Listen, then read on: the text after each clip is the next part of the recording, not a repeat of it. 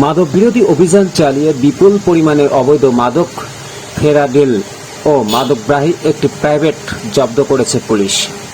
এই সময় দুইজনকে আটক করা হয়। চুয়াডাঙ্গা পুলিশ সুপার মোহাম্মদ রুহুল কবির খান আজ মঙ্গলবার বেলা 11:30টার দিকে প্রেস ব্রিফিংয়ে জানান। তিনি বলেন, গোপন সংবাদের ভিত্তিতে জানতে পারেন আজ ভোর 6টার দিকে মাদকের একটি বড় চালান জীবননগর দিয়ে পার হবে।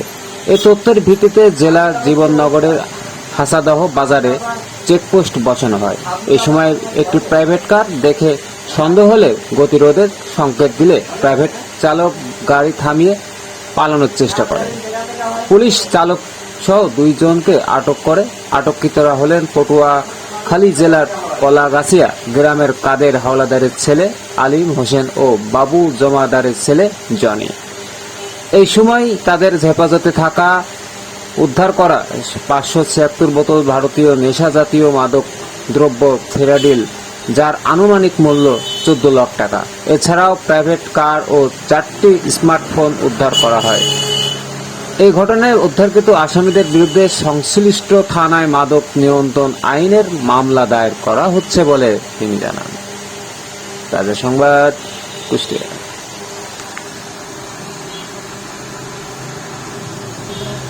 চোরাচালানের বিরুদ্ধে আমরা বিভিন্ন সময় অভিযান পরিচালনা করে থাকি। তারই অংশ হিসেবে আজ রাত 5:45 জীবননগর থানাধীন হাসাদা বাজারের সামনে পাকা রাস্তার উপরে গোপন সংবাদের ভিত্তিতে মাদকের চালান আসতে পারে এই মর্মে আমাদের কাছে তথ্য ছিল। তার প্রেক্ষিতে আমরা চেকপোস্ট বসাই। সেই চেকপোস্টে আমরা একটি সন্দেহজনক গাড়িকে আমরা আটক করি, একটি এলিয়ন সাদা প্রাইভেট কার। সেই গাড়িতে একজন চালক এবং একজন বহনকারী ছিল। তাদেরকে চেক করে আমরা 576 বোতল ফেন্সিডিল আমরা উদ্ধার করি এবং এই দুজন আসামিকে আমরা গ্রেফতার করি। এই মাদক পরিবহনের সাথে, অবৈধ মাদক পরিবহনের সাথে ব্যবহৃত গাড়িকে আমরা জব্দ করি। আইনগত তৎপরবর্তী আইনগত বিষয় প্রক্রিয়াধীন রয়েছে। তো সকলকে ধন্যবাদ। আচ্ছা, এটা কি ফেন্সিডিল না অন্য?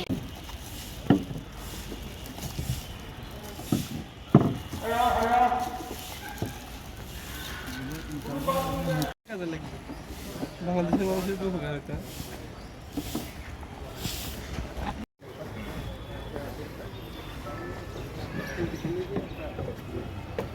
ভালো আছে। প্লিজ কথা বুঝছো?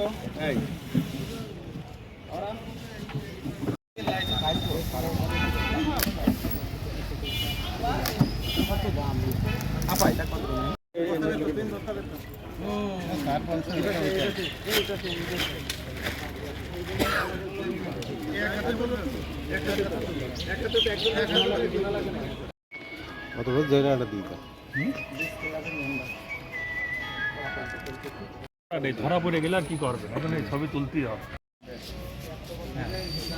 চুয়াডাঙ্গায় জেলা পুলিশ